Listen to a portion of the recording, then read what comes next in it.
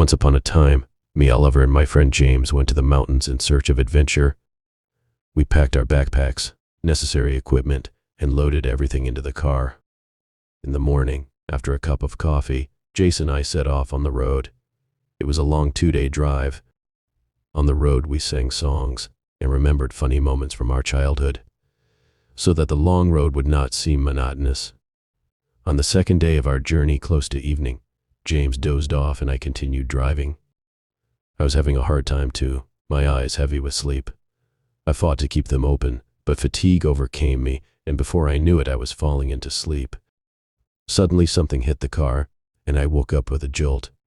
In panic, I instinctively jerked the steering wheel to the right, and the car went off the road into the barren steppe. I hit the brakes, and the car came to a screeching halt. My heart pounded frantically in my chest as I tried to make sense of what had happened.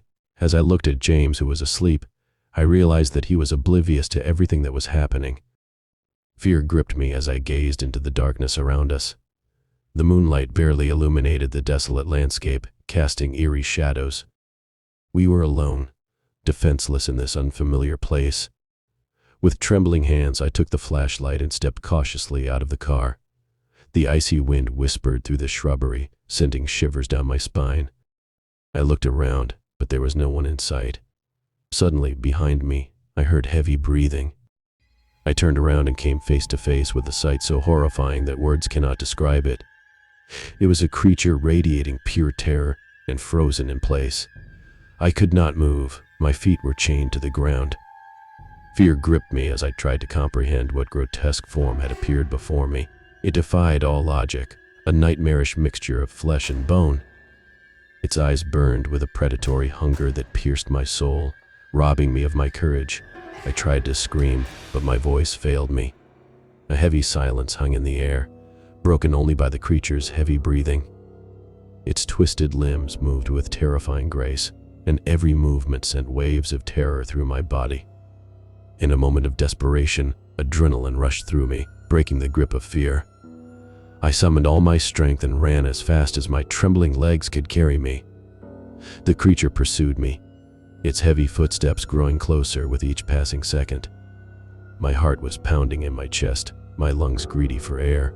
The world around me blurred. I stumbled over rocks and fallen branches, my body bruised and bruised. But I didn't let the terror overwhelm me. My only goal was survival.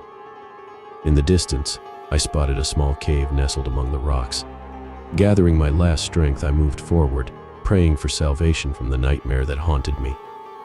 When I entered the cave, darkness enveloped me, giving me temporary respite. I hid in the shadows, panting, my heartbeat echoing in my ears. Time dragged on, the minutes seeming like an eternity.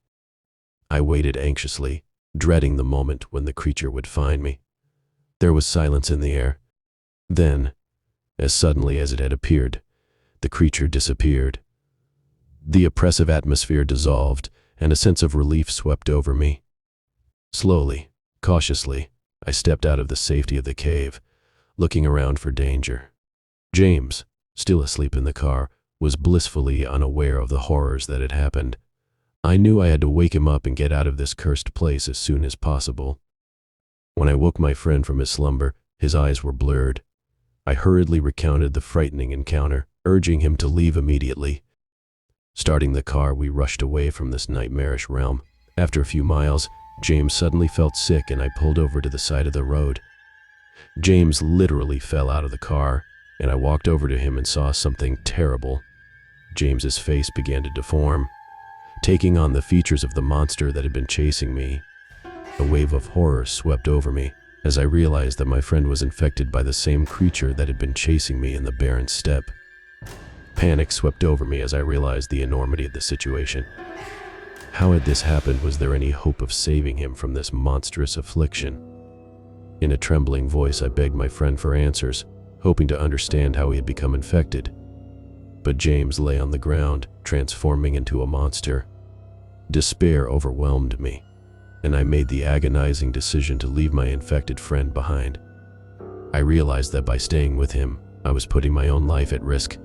With a heavy heart, I turned away and got into the car, thoughts of survival flashing through my mind. The engine roared and I raced away from that cursed place, leaving my friend behind forever. Streamed down my face as I tried to comprehend the incomprehensible events. As I drove along the dark, deserted roads, I was haunted by the eerie feeling that I was being watched. Every shadow seemed to harbor terror, and the moonlit landscape radiated an ominous aura. Hours passed and I was tired, but I was afraid to stop. My eyelids grew heavy and I fought to stay awake. The road stretched on endlessly, taking me farther and farther away from the nightmare that had consumed my friend. Eventually, sleep overtook me. I woke up abruptly, hitting my head on the steering wheel, causing pain to travel through my body.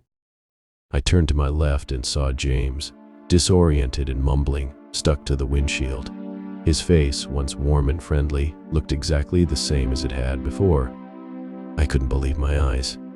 At that moment, a sense of relief swept over me, and I realized that the whole experience had been nothing more than a terrifying dream.